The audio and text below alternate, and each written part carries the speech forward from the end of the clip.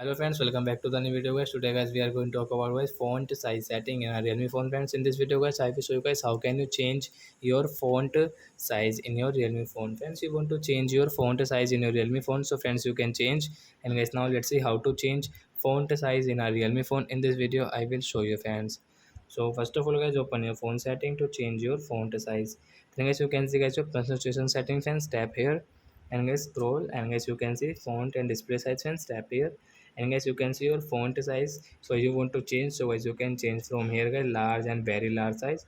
So example for guys we will change into very large, and guys apply option to change. Then guys you can see font size has changed in your Realme phone, and guys you can see this very large font size in your Realme phone. So guys I hope friends you have understood how to change font size in our Realme phone. So that's it guys. Thanks for watching my video guys.